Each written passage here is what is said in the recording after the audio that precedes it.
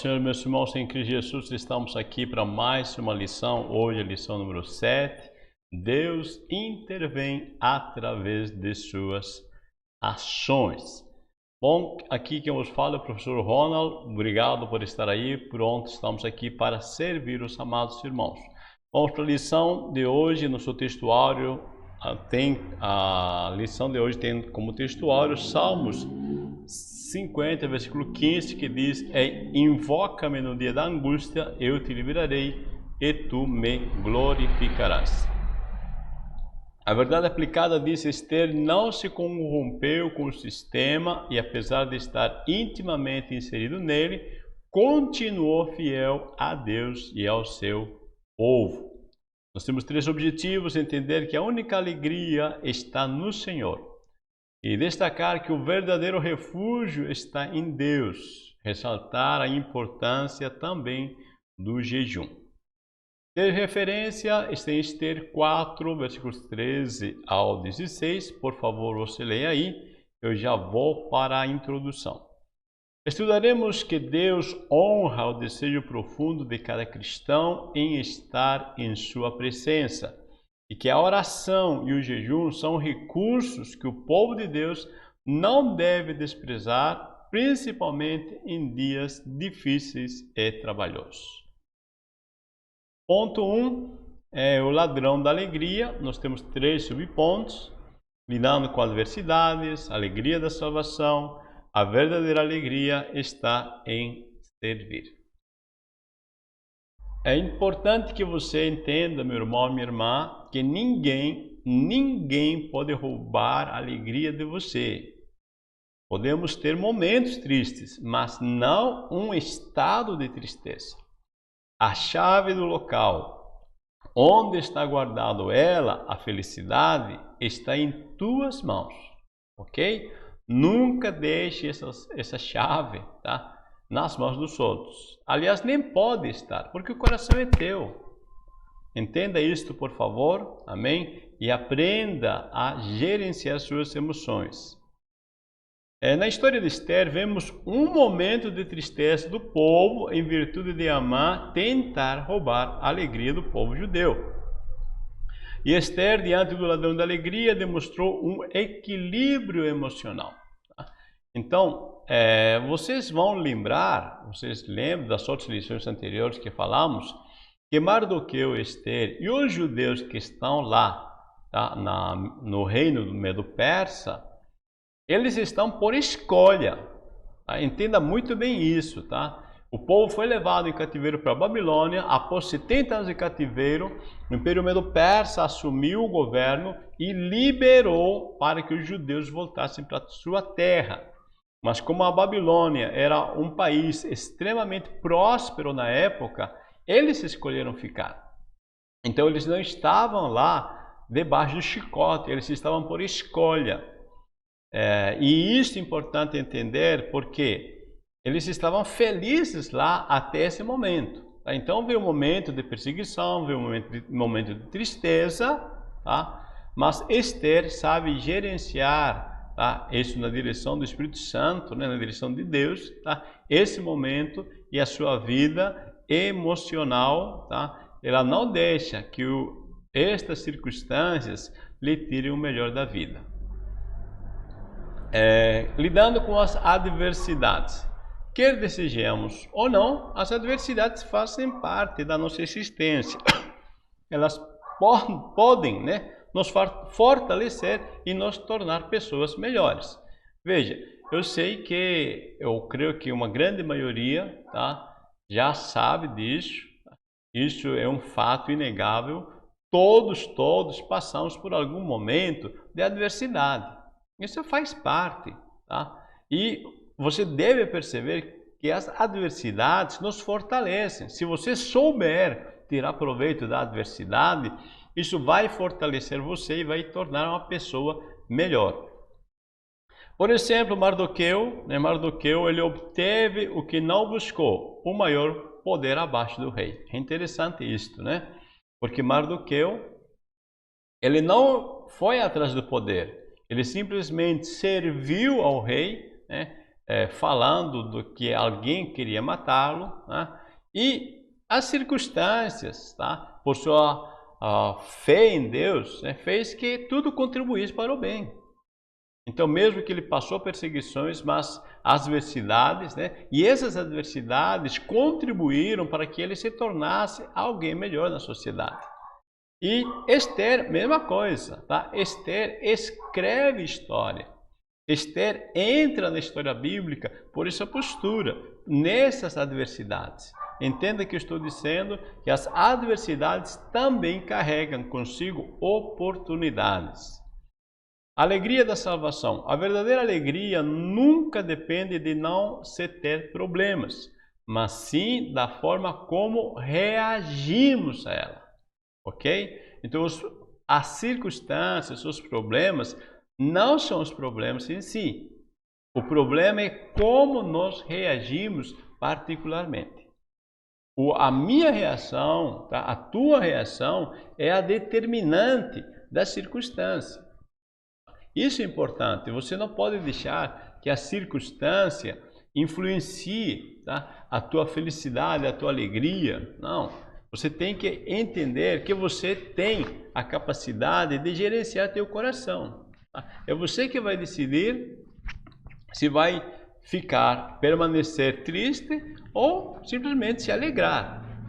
Disse o texto de Romanos 8,31, né, que diremos pois a estas coisas? Se Deus é por nós, quem será contra nós? Esse é um questionamento que Paulo está dizendo. Se Deus é por nós, quem será contra nós? E o versículo 32 diz que para nós entender que aquele Deus que deu o seu Filho por nós, como não nos dará também com ele todas as coisas? Se Deus te entregou o melhor de tudo que ele tinha, ele já deu por você, então as outras coisas são muito mais fácil, tá, do que dar o seu Filho Jesus para morrer em nosso lugar. A verdadeira alegria está em servir. Antes da terra existir, a alegria já existia. É interessante isto, né? Em Jó 38:7 diz que quando as estrelas da alva juntas alegremente cantavam e todos os filhos de Deus rejubilavam. Então aqui se coloca como as estrelas, tá? Jubilavam, tá? Cantavam. É interessante isto, se você pesquisar, tá? O nosso amado pastor Abraão de Almeida, num dos seus livros, ele diz que a ciência prova que as luzes das estrelas provocam tons musicais, tá? Sons, ok? Então aqui o sábio escritor, né, no livro de Jó, alguém acha que é Moisés, pode ser sim, que seja Moisés de fato o autor, tá? Ele nos mostra que as estrelas da alva juntos alegremente cantavam e todos os filhos de Deus rejubilavam. Ou seja, a alegria, né, já fazia parte do sistema. O servir te dá uma razão de existência e o sentido de contribuir com o sistema do universo. Quando servimos, tá, a alguém, tá, isso nos dá uma razão de existência, um motivo para viver. E esse motivo de viver contribui com todo o sistema. Eu achei interessante uma pesquisa, talvez você já viu, que é o fator borboleta. Segundo a teoria apresentada em 1963 por Edward Lorenz, o bater de asas de uma simples borboleta poderia influenciar o curso natural das coisas e assim talvez provocar um tufão do outro lado do mundo. Olha só, o que está dizendo? Um pequeno detalhe, tá? Um pequeno movimento de uma borboleta pode influenciar em todo o sistema. Essa é uma pesquisa interessante. E por que estou falando isso? Porque estou querendo dizer que quando você se atreve a servir, quando você se atreve a contribuir, tá, com o sistema, tá, onde você vive, isso pode trazer grandes resultados. Amém? Ou pode trazer um resultado, né, que vai fazer a diferença. O verdadeiro refúgio está em Deus. A única saída era o Senhor, o altruísmo de Esther e o bálsamo do amor de Deus. Nenhum homem ou mulher poderia entrar na presença do rei sem ser chamado, nós falamos isso várias vezes na lição, mas Esther jejuou e orou e arriscou a sua vida, comparecendo diante do rei e pedindo a ele por seu povo. O que está acontecendo aqui? Você vai ver que o jejum contribui para quebrantamento e subjugar a natureza humana, sendo assim um verdadeiro exercício da piedade. Então, o jejum é interessante, tá? Nosso autor, ele nos deixou muito claro isso, porque o jejum aqui não é uma penitência, o jejum não paga pecados, tá? Aqui o jejum está sendo colocado como um quebrantamento e um subjugar da natureza humana. Existe um sentimento natural, né, a princípio, que Esther mostra de comodidade ou de medo, né, não deixa bem claro isso, tá? Mas pelo jejum ela vai quebrar, tá? Esse é seu sentido natural que está tendo e vai exercer o papel que Deus lhe determinou. Vamos entender melhor isto no texto de Mateus, quando Jesus é tentado pelo diabo e o tentador disse: se tu és filho de Deus, manda que estas pedras se tornem em pães. Eu deixei em amarelo os pontos que eu quero que você perceba. Disse assim: será que você é, né? Se tu és o filho de Deus, né? Será que você é o que diz que você é? O que está colocando? Está colocando dúvida na identidade. Me prova, né? Será que você é mesmo o Filho de Deus? Me prova. Né? Esse é um ponto. E outro ponto que ele coloca é manda, né? Que estas pedras se tornem em pães. Ou seja, faz acontecer. Satisfaz o teu desejo sem precisar de ninguém. Né? Sem precisar que o pai fique dando ordem, né? Sem depender do pai. Então manda, se tu és filho de Deus, manda. Você pode, não pode? Manda. Está colocando o quê? A dúvida na capacidade. Será que você manda mesmo? Será que você pode mesmo? E questionando a verdadeira liberdade. Está dizendo que Jesus não tem liberdade para fazer aquilo que ele quer. E você vai entender claramente isso na resposta de Jesus. Ele disse: nem só de pão viverá o homem. Ele está dizendo: estou com fome, mas não dependo, tá, do pão para eu ser feliz.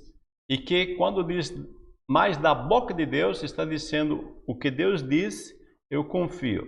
E o texto que está citando é quando Deus promete que há de mandar o pão, o maná, na hora certa. Jesus está dizendo, em outras palavras, eu creio que o Pai vai mandar o alimento na hora certa, eu dependo dele e não preciso provar nada para você.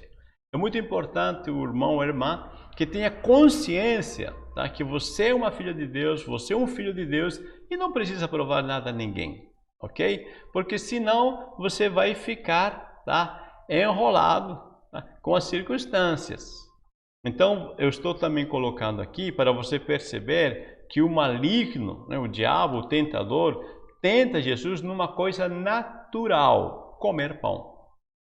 É uma coisa simples, comer pão é um desejo natural, é uma fome, um sentido natural, tá? Mas quando eu deixo que o sentido natural me domine, né, aí se torna pecaminoso. O altruísmo de Esther, diz o texto em Esther 4:4, que então vieram as servas de Esther e os seus camareiros e fizeram-no saber do que a rainha muito se doeu. Nesse contexto, Mardoqueu estava com a roupa rasgada, lamentando, chorando. Esther manda alguém para ver o que está acontecendo e aí trazem essa notícia. E a Esther, a rainha Esther, muito se doeu. Esse fato de sentir a dor de Mardoqueu, isso se chama altruísmo. Eu coloquei aqui a definição mais ampla. Altruísmo, como definição, é a inclinação de natureza instintiva que incita o ser humano à preocupação com o outro e que pode ser aprimorada para ter equilíbrio harmonioso com o egoísmo. Veja, Egoísmo e altruísmo, tá, são pontos opostos em si. Egoísmo é quando eu penso em mim, altruísmo quando eu penso nos outros. Então, na definição está se colocando que deve haver um equilíbrio. Tá? Eu tenho que, sim, me preocupar com os outros, mas que não me prejudique a mim mesmo, tá? E que beneficie o outro. Um equilíbrio, um perfeito equilíbrio. Isso é o altruísmo. Altruístas não é, se é uma pessoa altruísta, não é tentar ser o herói, se prejudicando a si mesmo. O bálsamo do amor de Deus. A lei cuja ordem era matar todos os judeus, fez eles se sentirem vivos e servos de Deus. Ou seja, clamaram a Deus. Você lembra que eu disse no início que eles estavam sossegados, eles estão ganhando muito dinheiro, prosperando na Babilônia. Eles estavam tranquilos, né? Aí veio as circunstâncias adversas, aí eles acordam para poder clamar a Deus. Então, eles estavam acomodados, as circunstâncias fez emergir, né, aparecer outra mulher. Você percebe que Esther estava no trono, tranquila, é a rainha, ela ganhou entre as outras mulheres quando foi escolhida como a mais bela. Mas agora as circunstâncias fazem aparecer, emergir de dentro de Esther uma outra mulher. A rainha da beleza dá lugar à guerreira do Senhor. Você percebe que a circunstância foi favorável? A circunstância mostrou que dentro dessa rainha havia uma guerreira. É muito importante que as dificuldades da vida às vezes trazem à tona o melhor que há em nós. Permita-se isso, permita-se que as circunstâncias modelem você para o melhor. Vamos lá, item 3, a importância do jejum. O jejum no Antigo Testamento, no Novo Testamento e o que Jesus ensinou sobre o jejum. Esther buscava a face do Senhor através de jejuns e de orações e teve uma intimidade profunda com Ele. Então isso é importante aqui, tá? Está se buscando em oração e jejum para ter relacionamento profundo com Deus. Isto é importantíssimo. Esther não está procurando Deus por castigo, tá? Não está procurando Deus porque ela pecou e está penalizando a si mesmo com o jejum. Não, o jejum e oração é uma intimidade com Deus. O texto sobre o jejum no Antigo Testamento diz assim: mas aos 10 dias desse 7º mês será o dia da expiação, tereis santa convocação e afligireis as vossas almas e oferecereis oferta queimada ao Senhor. É interessante esse texto de Levíticos 23, 27, porque Deus proclama esse dia para um dia de introspecção, tá? É um dia de olhar interno. E eu achei também isso aqui muito interessante, porque no calendário judaico, no calendário de Israel, é o único dia de jejum oficial. Existe jejum, vários outros jejuns registrados na Bíblia, existe. Mas por lei, tá, pela lei de Moisés, somente esse dia, o dia da expiação nacional, era no calendário oficializado um dia de jejum, tá bom? E este jejum, quando diz afligireis as vossas almas, tá? Nesse texto que você entende o jejum, ele está mandando as pessoas, você vai ver todo o capítulo 23, na verdade, tá? Você vai ver uma sequência de sacrifícios e o Senhor, né, pede para os sacerdotes oferecerem sacrifícios porque talvez, tá, alguém pecou inconscientemente e houve uns pecados que eles não estão enxergando, tá? E esse é o sacrifício por todo o povo, é o sacrifício da expiação. É um momento de enxergar-se a si mesmo, repensar seus conceitos, seus pensamentos, suas intenções e ver se acha algum caminho mau dentro de si. A prática de jejum também aparece no Novo Testamento. Temos vários exemplos, tá? Ana, João Batista, Jesus, a igreja de Antioquia. Então, o que nós entendemos? Que o jejum era uma prática comum do povo de Deus, tá? Uma disciplina que o povo tem. E Jesus ensinou isso, né? O jejum é algo íntimo. Jesus exercitou e disse que quando ele fosse retirado da terra, seus discípulos jejuariam. É interessante esta forma que Jesus nos ensina. Disse assim: quando você jejuar, ninguém precisa saber, tá? Porque a partir do momento que você publica que você está jejuando, né, perdeu seu sentido em si, porque o jejum e a oração é um sentido de comunhão íntima. Então, não é para ficar em público. Jesus disse: feche a porta, ninguém precisa saber.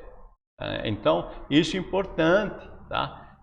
Para que nós não sejamos levados à hipocrisia, como os fariseus faziam, né? Que eles oravam em público e gritavam que eles jejuaram a semana, né? 3 vezes por semana. Aí Jesus reprovou essa atitude. A quantidade de tempo deve ser conforme a realidade, necessidade, consciência e propósito que Deus direcionar. É muito interessante e importante isto, porque cada pessoa tem sua realidade, tá? Tem pessoas que conseguem jejuar até as 10 da manhã, tem outros até o meio-dia, tem outros que jejuam 24 horas, tem outros 3 dias, tem pessoas que jejuam até 40 dias. Cada um tem uma realidade, uma necessidade, uma consciência e principalmente o propósito que Deus direciona. Se Deus não direcionou, tá? Não faça jejuns, né, que ultrapassem 3 dias. Tá? 3 dias é um tempo, tá? Bem adequado que a gente pode, segundo a ciência, ficar sem comer e sem beber 3 dias tranquilo. Passados 3 dias, nosso corpo só aguenta, né, com a água, tá? A não ser que haja um propósito sobrenatural, como foi o caso de Moisés, o caso de Jesus, tá? Aí um propósito de Deus sobrenatural, aí Deus mesmo gerencia isto, tá bom? Deus dá graça, força, né? Por isso que eu coloquei aqui o propósito. Não é só jejuar por rotina, né? Jejum não é dieta, tá? Jejum é um momento de intimidade com Deus. Meus amados, nós concluímos e entendemos que a única alegria está no Senhor, destacamos que o verdadeiro refúgio está em Deus e ressaltamos a importância do jejum. Meus amados, muito obrigado por estarem aí e não esqueça, ou melhor, se lembre, se você não está inscrito no nosso canal, inscreva-se no nosso canal, ligue o sininho para você receber as notificações quando lançarmos as matérias novas e também compartilhe. Muito obrigado, Deus abençoe, a paz do Senhor para vocês.